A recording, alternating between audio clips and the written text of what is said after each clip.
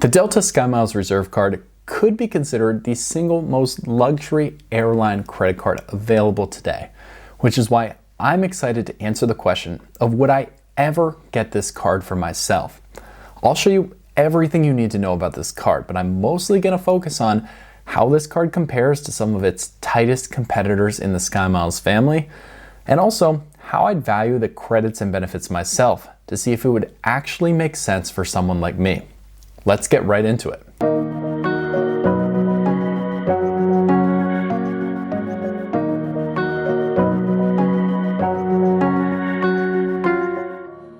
Okay, so let's get right to the foundation of this card. The Delta SkyMiles Reserve is at the top of a pyramid in the Delta SkyMiles family of 4 different credit cards, and it comes in at an annual fee of $650. Now that annual fee may be eye-popping, and it certainly is for a lot of people out there, but this card comes with a hefty list of credits and benefits ingrained in it to help make up for that extreme cost. First of all, let's talk lounge access. It's got Sky Club, Centurion, and Escape lounges as the headliner lounges that you get access to with this card. Now I have a massive update for 2025 that I'll share with you that I think you'll want to know if you count lounge access as a real benefit in your credit cards, but we'll talk about that in just a second. The card includes free checked bags for you and up to 8 others inside your reservation. You also get 2,500 medallion qualifying dollars, which is a jump start towards status. The card comes with a spending metric where every $10 that you put onto the SkyMiles Reserve gets you 1 additional MQD towards status as well. Probably the crown jewel benefit on this card is the companion certificate, and for some, this will wipe away the entire annual fee just in one use, but the companion certificate is a free ticket you get after renewing the annual fee in your first year that is valid for basically a buy one, get one on everything up to a first class for US, Mexico, Caribbean, or Central America flights. You get priority boarding and upgrades, so Zone 5 or better, almost ensuring that you never have to check one of your carry-on bags. You get 15% off all award bookings, thus making your SkyMiles that you're earning even that much more valuable. And then a few additional credits tacked on, $240 on Resi divided out monthly, $120 in rideshare credits, and a $200 Delta Stays credit that actually doesn't get divided at all, plus Hertz President Circle status. I don't even talk about earning rates on this card because it's only 3x on Delta purchases before 1x on everything else, so it's not going to be worth spending on regularly. And of course, the card does come with a welcome bonus, but given that it's an American Express issued card, that bonus is constantly fluctuating. We've seen as high as 100,000 SkyMiles points at the top available right now, but we've also seen ranges down into the 60s and 70,000, so make sure to check the link below in the description to support the channel and also see what the best available welcome offer is for you at the time you're watching this video. Now, before I get into my comparison, the major change I need to tell you about is of course again related to lounge access, and that's one of the best benefits on the card. So I think it's worth covering in a little bit of detail so you know what you're potentially getting into. In what I can only imagine to be a direct effort to reduce the amount of people able to enter into lounges, Delta Sky Clubs through the Reserve card are now only able to be visited 15 times every single year. The card also comes with 4 guest passes. Now that is in comparison to the previous policy, which had unlimited visits included with your $650 Reserve card. Now, this may not be such a big change, and let me tell you why I think that.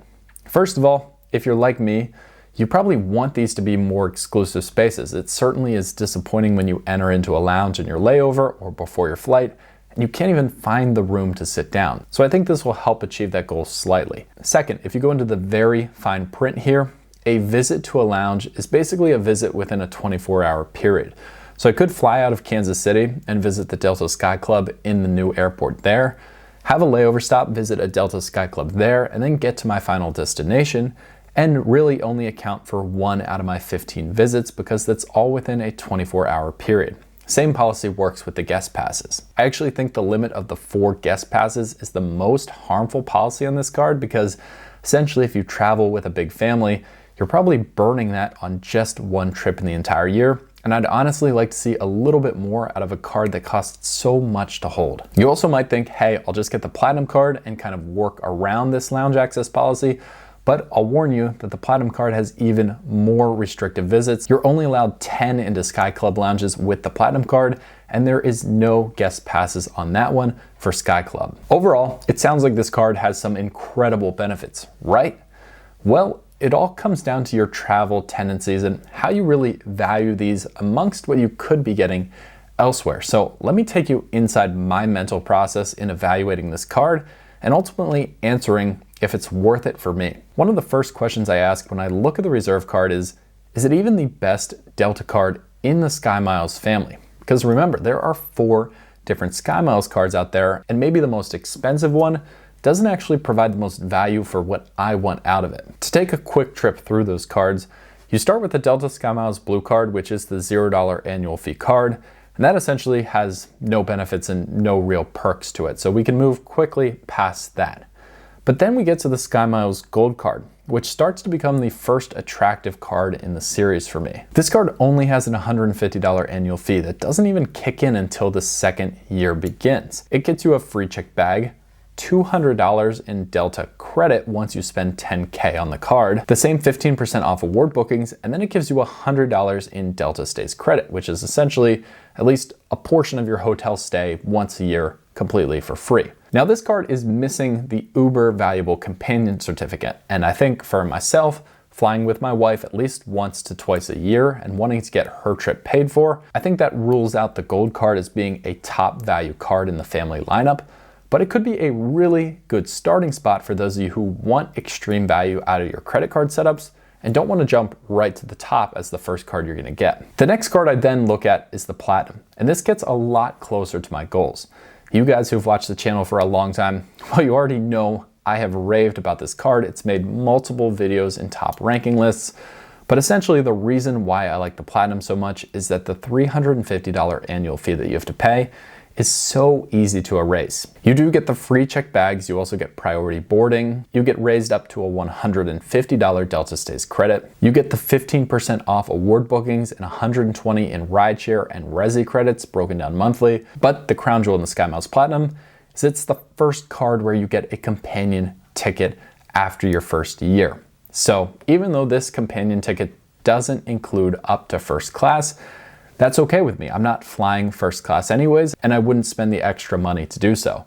But I think for $350 and guaranteeing after that first year a free flight alongside your own, there's a ton of value in that. And then all of the other benefits I listed really start to stack up. So this brings me to the final valuation, where I actually have to go through and make the decision about which of these cards is the most valuable, and if that's really the SkyMiles Reserve, like so many people would market this card and have you believe. I'll show you exactly now how I value those credits on the SkyMiles Reserve, and I want to bring in the SkyMiles Platinum right beside it too, because that's obviously the other most competitive card in the SkyMiles family to kind of decide which is the most powerful and maybe best for me. So the first thing I want to note is I look at this through the lens of how I travel.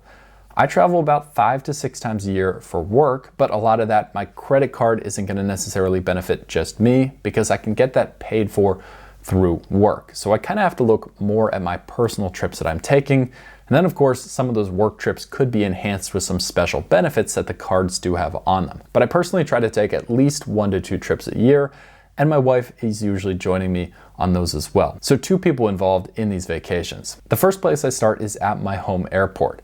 Now, Kansas City is not necessarily a Delta hub. Southwest kind of dominates traffic within there, but Delta is the second most popular airline, and I certainly get to experience that, especially when I fly east from Kansas City. Also, there's the Delta Sky Club and a recently opened escape lounge in the new Kansas City airport, so that has some real potential value as well. But that perk doesn't make a difference if I'm not getting max value from the card I would choose.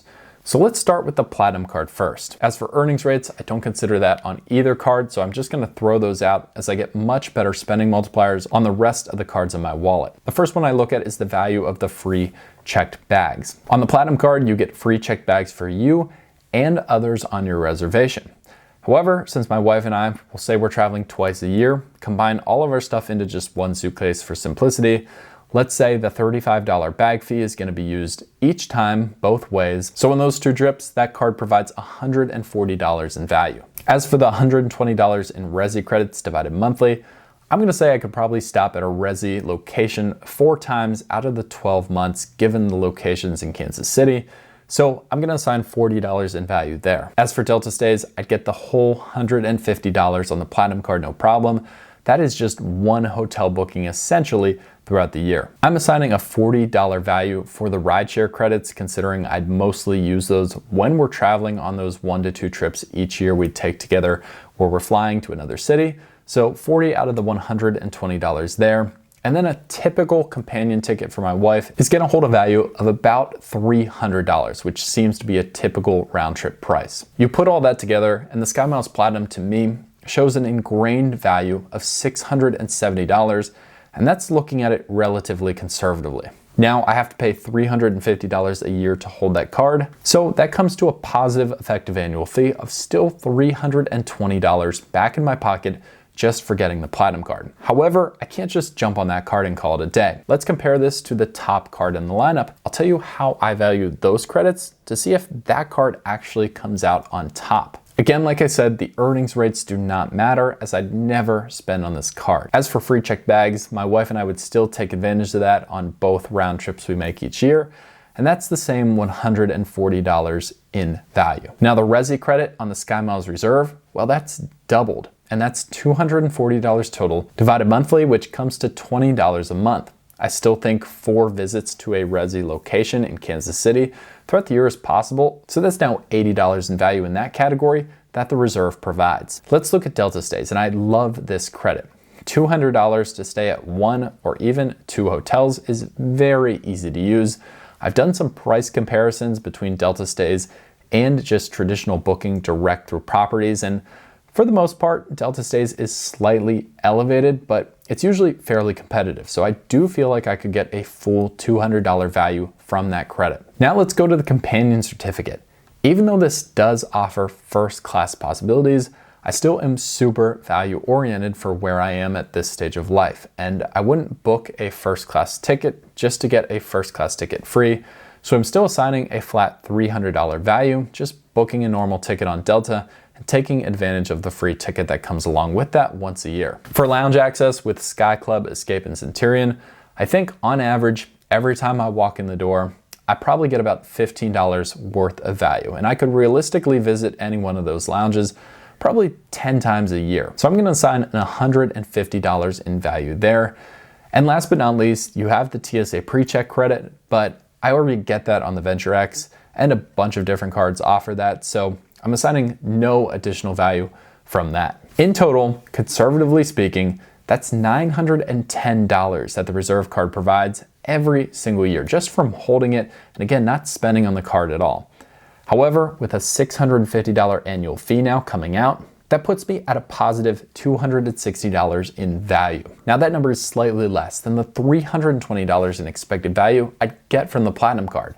So on the surface, it seems the Platinum is the way to go. However, you also have to account for just some of the lifestyle factors that the Reserve card brings, like priority boarding, complimentary upgrades, which maybe could come my way 1 to 2 times a year, and then some of the other smaller stuff around the card too. And again, while I recognize that those are really nice to have, it's still kind of icing on the cake, and I'm not gonna let that affect the core numbers behind calculating out how I really value the credits. So while these cards are really, really close, the answer at this point in time for me is the SkyMiles Platinum. But would I ever get the SkyMiles Reserve? This has actually showed me that I absolutely would. And the reason is, I think that getting the SkyMiles Platinum and getting the sign-up bonus on that card and using that for a few years before transitioning later down the road when I'm a little less value-oriented, getting every single dollar I have to from my card setup and care more about the experience and some of those intangible benefits, that's the time to move to the Reserve card. It makes a huge difference knowing that I can value all the credits and that I get positive value no matter what, without even really having to try that hard. So while I wouldn't get the Reserve card now, it's certainly a goal credit card out there for me to one day hold. And I hope that by me going through this exercise with you, I hope you can evaluate your travel the same way. And this provides a little bit more value for how you look at these cards in your own life. Thank you guys so much for watching, and I can't wait to see you in the next video.